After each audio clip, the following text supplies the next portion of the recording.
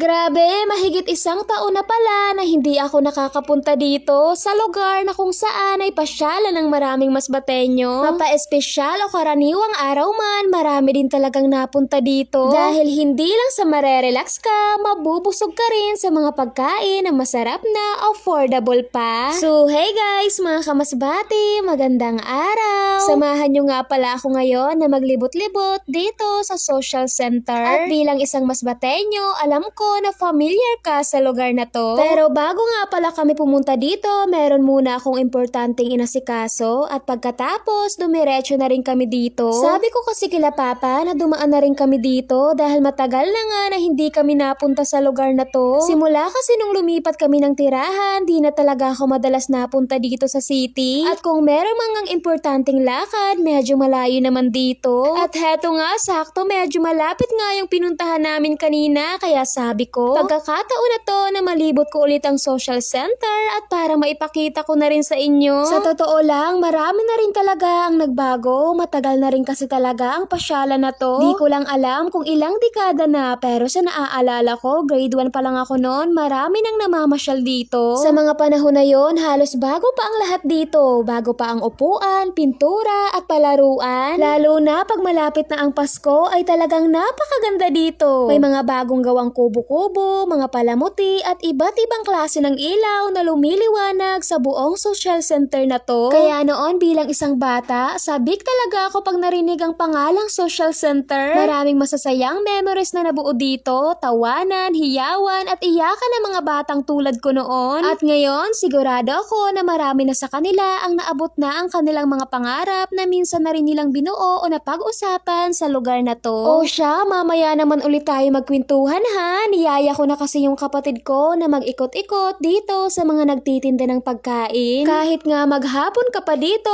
o simula umaga hanggang gabi ay di ka magugutom dahil sa dami ng mga nagtitinda ng pagkain dito. Pero syempre, kailangan may pera kang dala, abay hindi naman pwedeng hingiin lang natin to, no? At kung yung hanap mo ay pang lunch or dinner na, ay meron din dito. May sisig with rice, siomai with rice at marami pang iba. At kung ang budget mo lang ay pang snack tulad ko, ay mas marami kang pagpipilian dito. At dahil 150 pesos lang yung budget natin sa fishbowl at kikiam with palamig, ay talagang sure na busog na tayo. Ito nga yung binili ko kasi masarap din talaga ang fishbowl, lalo na pag masarap din ang sauce, diba? Abay, oo naman, kahit mapadami ka pa ng kain, di ka magsasawa. Naalala ko nga nung panahon na nag-aaral pa ako sa high school, malaki na para sa akin ang 10 pisong baon. Marami na rin kasing nabibili noon. May tig 2 piso lang kasing palamig noon. Tapos makakabili ka pa noon ng 2 fishbowl for only 1 peso o kung baga tig salapi. O diba, napakamura pa noon. Pero syempre,